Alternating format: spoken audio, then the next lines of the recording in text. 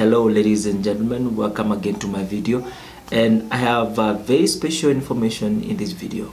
Justin Muturi, who was the former Attorney General who resigned by himself, was reappointed, nominated, and right now is in the vetting seat in Parliament, and is answering very tough questions. So I want you to take a little moment and watch how he explains on what he is going to do, as now he was reappointed to serve in the Ministry of Public Services. So I want you to take a little moment and watch this video and let us know what is going on in the government and if these leaders are going to take this country forward. Thank you. Just take a look.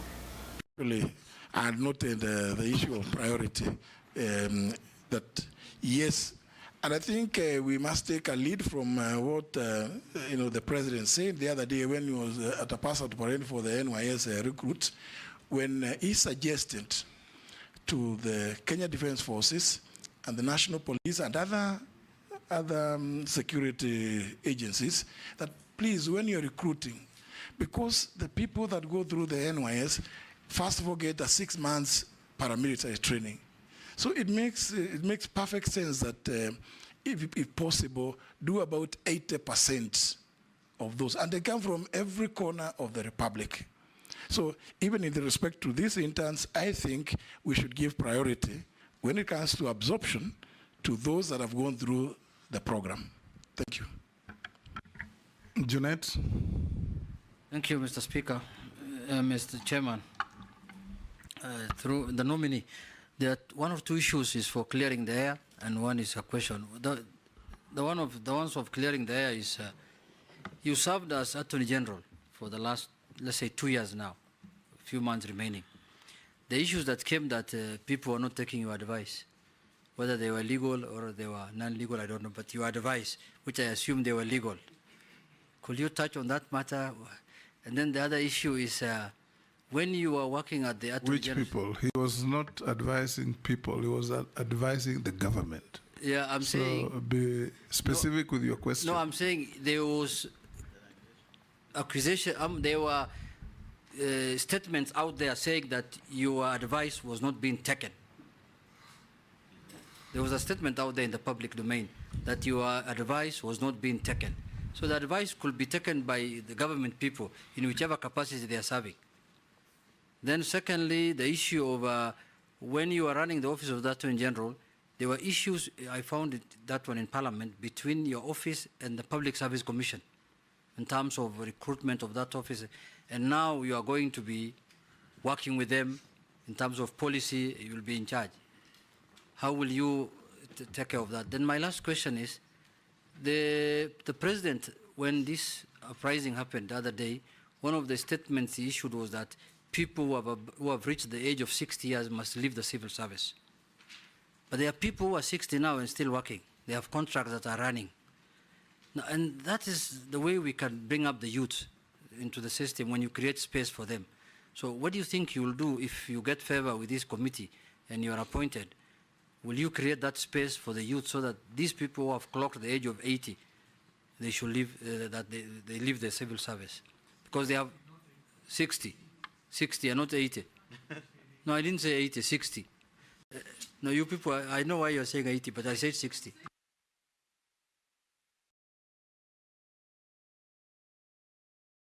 Us, Posing.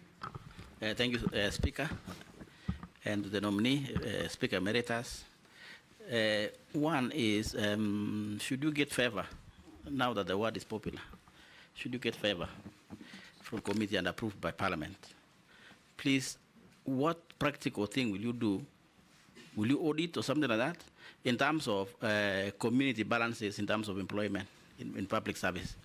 Because that item, although the Constitution prescribes Honorable Speaker Emeritus, but it's being abused. Nobody follows completely.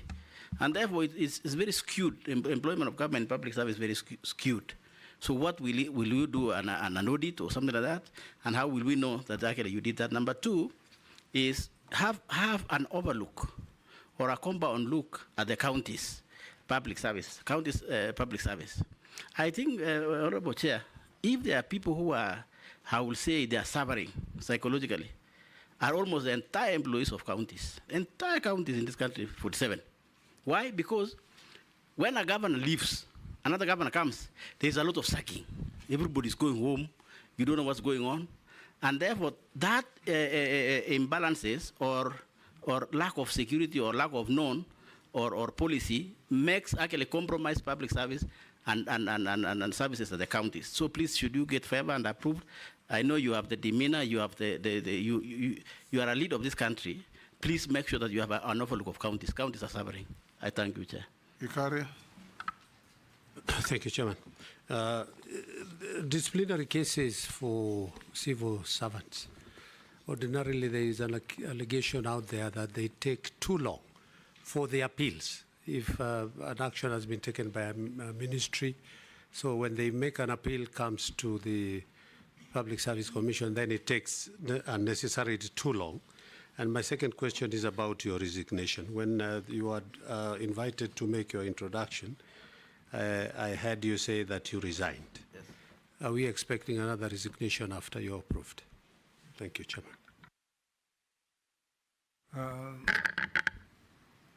We can take Amisi. Yeah, thank you, Speaker. Just not the nominee. Thank you, Speaker.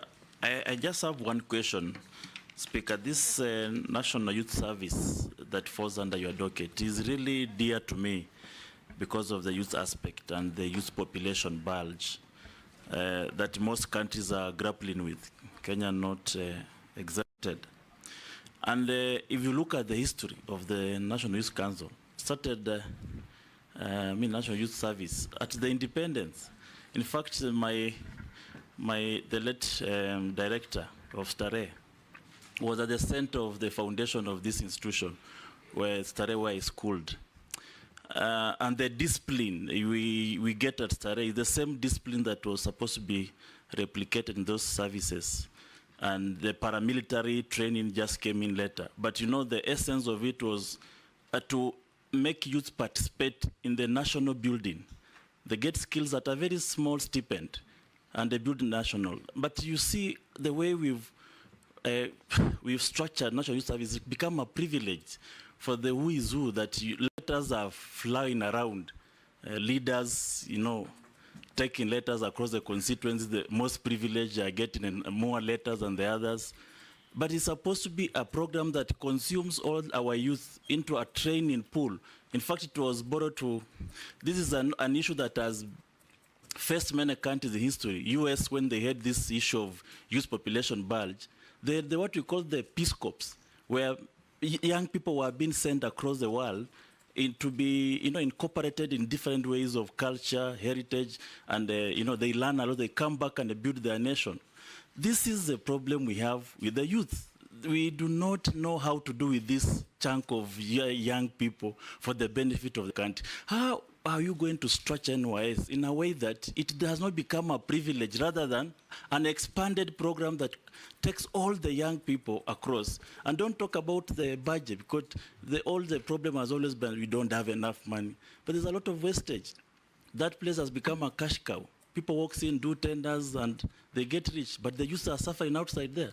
What is this you are going to do differently in that institution, once and for all? Because we've had these talks about NYS for quite some time. What is this unique thing? Nominee, if approved for appointment, which 3 specific reforms would you give priority?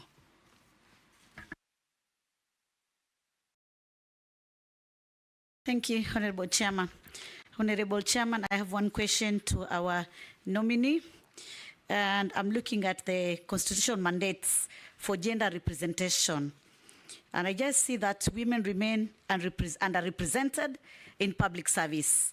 Because if you look to most of the sectors in our government, they've been led by men. What specific reforms will you advocate to ensure compliance with these mandates and increase women representation? I think as a country we have some laws, but the problem is implementation or rather enforcement. I thank you, Honorable Chairman. Can you deal with those? Thank you, Mr. Chairman and honorable members. Well, let me begin with the issues raised by the Honorable Junet, Mr. Chairman. And just say one, I think sometimes our media, and we have to give it to them, are quite innovative. Sometimes how they innovate sometimes can cause you a lot of jitters. If you read the story, if you saw the headline and you read the whole story, you could not relate the two. Because in the middle of the story, inside this, I think on page 2 or page 3 of that newspaper, they went ahead to say that 99.5% of all advisories given by the Office of the Attorney General have been taken and implemented. Perhaps, Mr. Chairman, if it pleases members, I could give an exit report on the performance of that office for the 20 months and 15 days that I was in charge.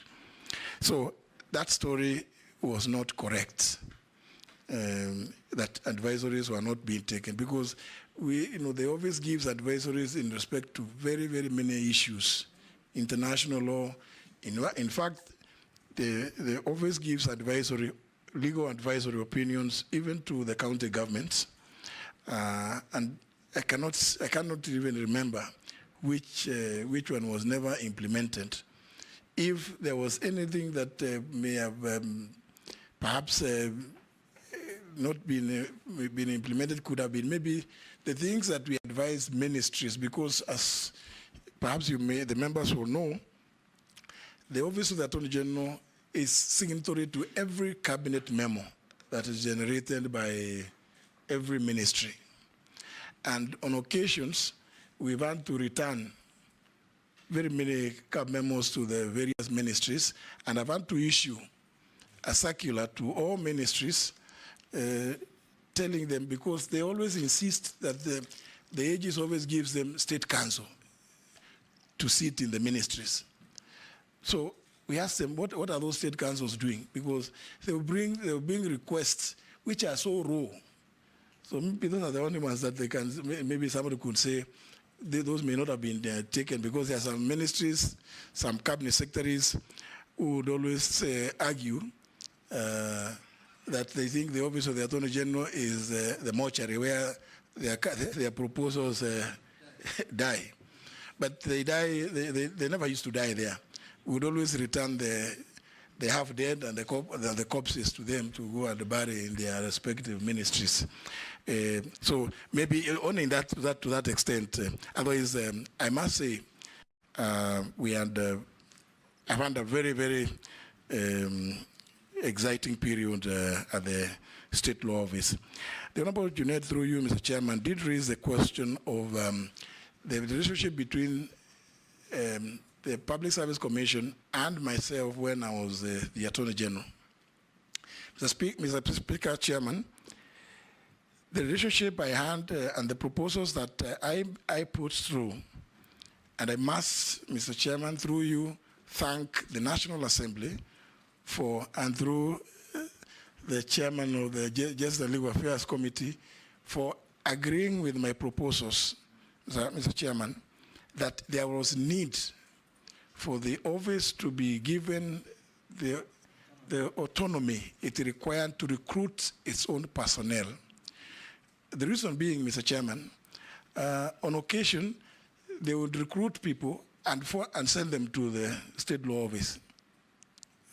Sometimes when you look at them, they ask them, did you know the areas where we have need? Is it in the area of public trusteeship?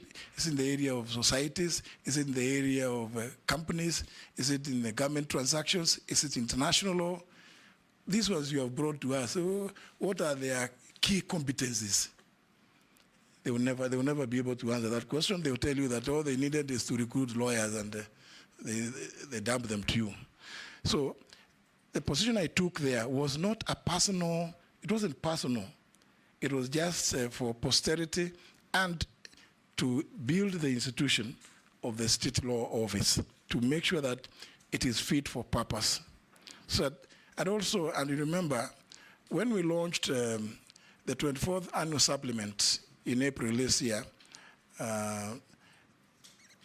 His Excellency the President himself, off the cuff, did speak to the fact that he had assented to that bill to give autonomy to the Office of the Attorney General to be able to recruit its staff. And he was speaking about that in the context of the fact that we were launching the 24th annual supplement after the 23rd one had been launched in 1995. So, and His Excellency the President did see the merit in the proposals that I had made. And since, again, Mr. Chairman, the House did agree with me, and I really must remain eternally grateful to the House. The matter ended there. It was nothing personal. It was not to give me a job.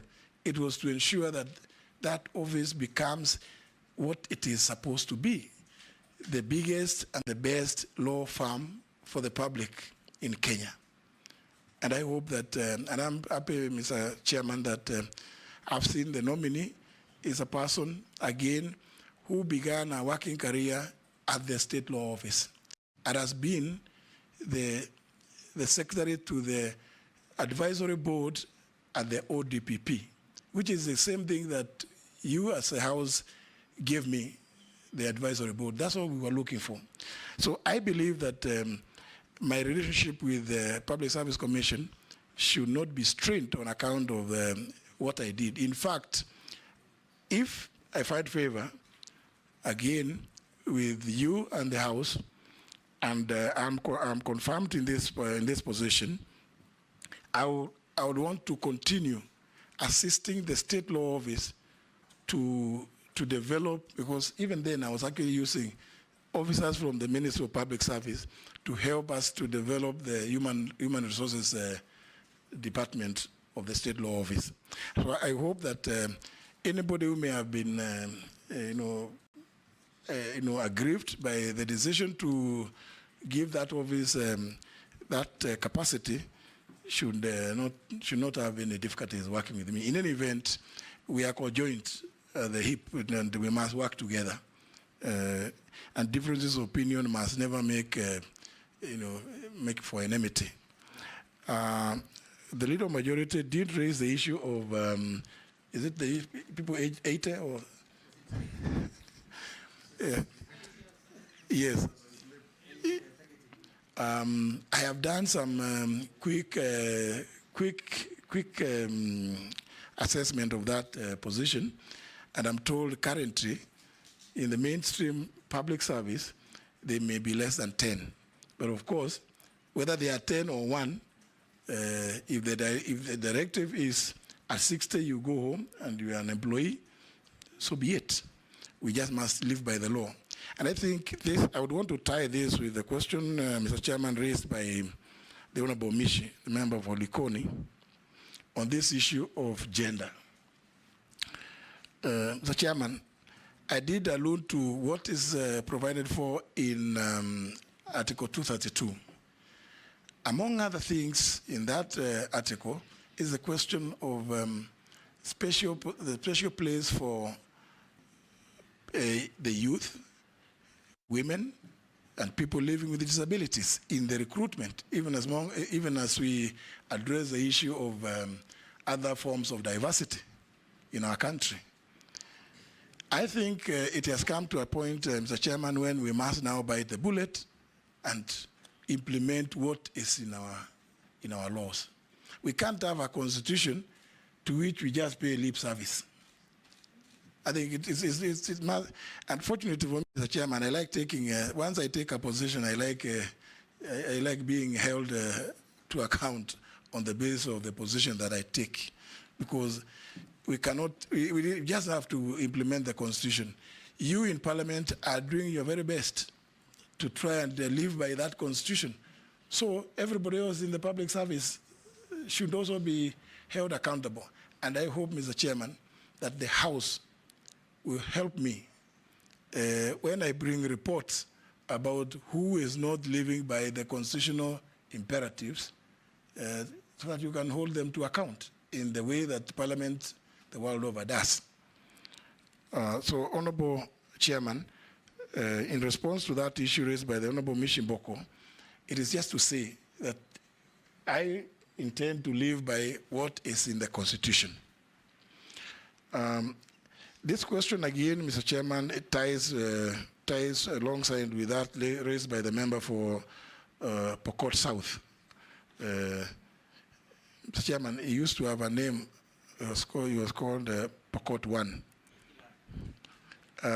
He raised the issue of diversity again. And I think I like his proposal, Mr. Chairman, that we need to carry regular audits in this matter, because we must bring confidence, the trust of the people to government. And one of the ways to go about this is by telling it as it is. If we find that there has been skewed recruitment, let us just be open about it, so that everybody from whichever corner of the Republic should feel that they belong to the government. There should never be a case where people in one corner of the Republic feel that there's a place called Kenya, and they think it is called Nairobi. Nairobi is Kenya, because I don't think that they belong.